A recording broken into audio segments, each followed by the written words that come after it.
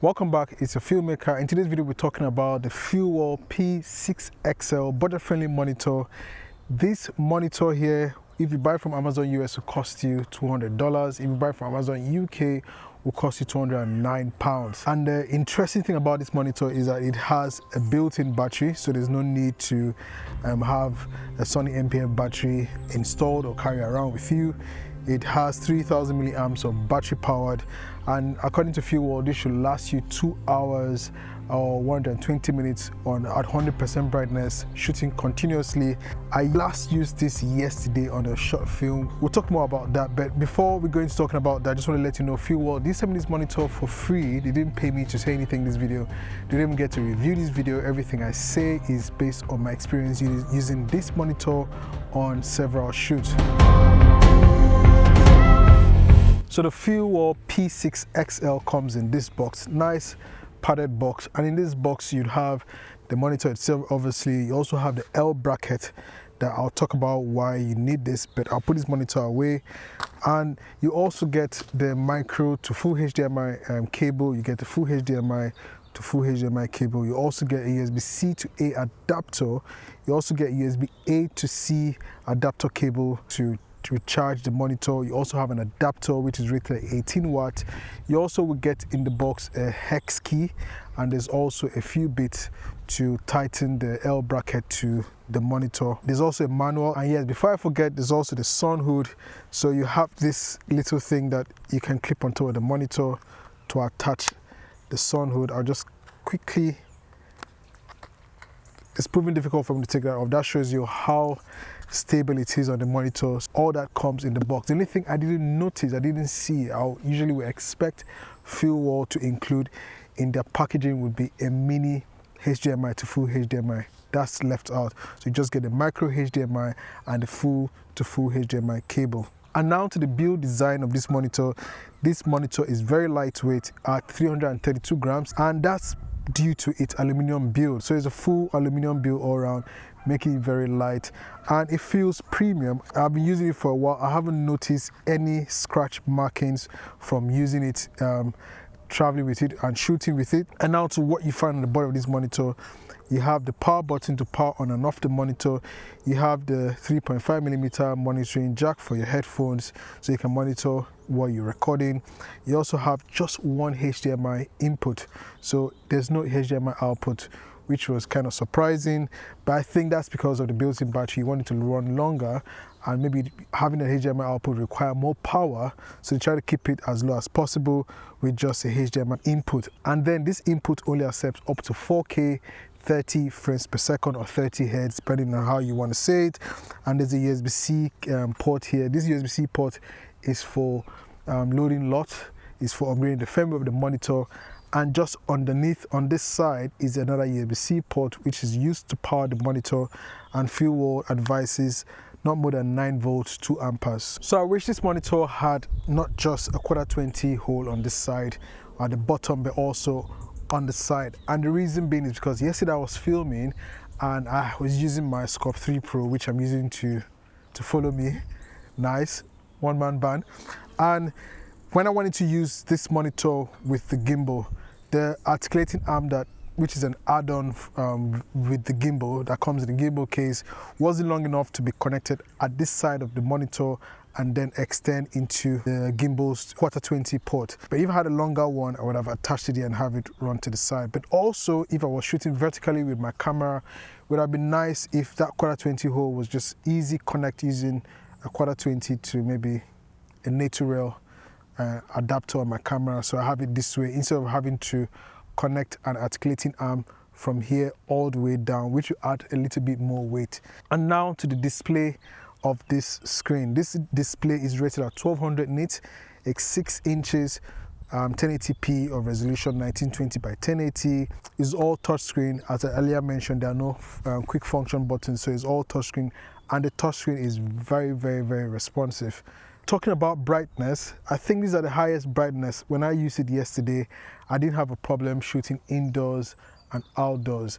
And at this time, I would like to say that 1200 nits should be the minimum brightness of any manufacturer making a monitor. Reason being is because our phones, which now some people use as monitors, are I think rated from 1000 nits up. I think the latest iPhone 17 is rated from I think 1500 nits. I may be wrong. I'll put the right thing there on the screen. But a monitor shouldn't be less than 1200 nits. Some monitors are 1000 nits, 800 nits. No monitor should be less than 1200 nits. I think that should be the barest minimum. And using it yesterday under the sun, it wasn't as sunny as it is now. I was still able to see. In some instances, I brought out the sunshade hood or the sun hood and I attached on the monitor, and then sometimes I took it off. I didn't need it, but I could still see without the sun hood. I would have done without the sun hood, but I just wanted to see if there was any difference having the sun hood on top and without the sun hood. So I could see, but if it was brighter, maybe 1500 nits, it would have been better. And I think if this was up to 1500 nits, the monitor would have needed to have a bigger battery.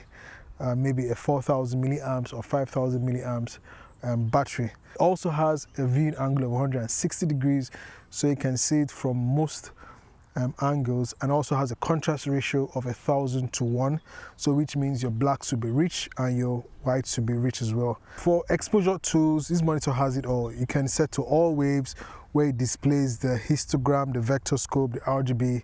You also have waveform, vector, histogram, focus assist, embedded audio to check your audio levels, which can come in handy if you, for instance, forget your headphones for monitoring audio on set. The zebra, there's check field where it displays the different colors, red, green or blue, and the standard false color. And this false color, you have the normal false color and you have the ARRI standard colors, which is very, very nice. You can turn all these things on and off via touchscreen. As I've earlier mentioned, there are no quick custom buttons at the top here or on the side of the monitor. You have anamorphic squeeze, you have the zoom mode, you can do image freeze, you can obviously install LUTs, and allows you up to 32 LUTs, but custom from the factory, you have 4 LUTs, which are the S-Log2, S-Log3, Log-C, and you also have the V-Log, so all logs covered apart from the Canon logs and maybe Blackmagic, which you can install. You have HDR monitoring, you have display adjustments, so you can increase the brightness, contrast, saturation, tint, and the backlight, which is the brightness of the monitor. It also has a built-in cooling fan, and this is nice to say. I used this monitor for over 4 hours yesterday and had my cooling fan on level number 1, and I didn't hear the fan not once. And the monitor wasn't hot, and it didn't feel hot thanks to its aluminum housing. It didn't affect my audio. I'll go into the fan settings. I have it currently on 1, and I'll bring it close to my, because I have a lav mic here, I'll bring it close to the mic. I don't know if you can hear with the ambient sound here. There's a plane flying overhead, and that's on 1. I can't even hear it from my ears, and I've now set it to 2, and I'll set it to 3. I still can't hear it from here, but I'll bring it close to the mic. That's 3. I'll put it on 4, so I can now hear it at 4. So that's 4, and then 5. I can really hear it at 5, and that's it close to the lav mic. Well, this is like the second coolest thing I like about this monitor, apart from the built-in battery. Before I go away from that, to quickly increase the brightness on the left side of the screen, you can go up or down. And when I used it yesterday, initially I had it at about 40% brightness indoors. When I went outdoors, I still had it at around 40% brightness, but later on I started increasing it as the weather was changing, and I just maxed it at 100% brightness, and I didn't for once feel that the monitor was feeling very hot. And on the right side of the monitor, you can increase or decrease your volume. Most times I don't use the volume, so I just kill it down to 0. And then at the bottom, if you swipe up, you bring up your quick function tools, which is good since it doesn't have physical quick function buttons.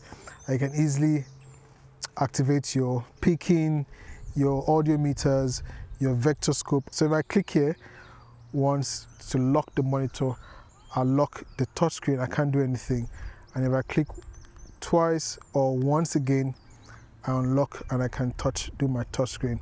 So if I swipe up, I bring the quick function menu, and if I tap I remove that. So here's like my setup yesterday. I had the V-mount battery just powering my camera, and I obviously had it connected via HDMI to the camera. I was using the monitor for about 45 minutes to 55 minutes with a built-in battery, and then as the battery fell to like about 20%, I just connected a USB-C cable from my V-mount battery to the monitor, and that was how I used it for the rest of the shoot.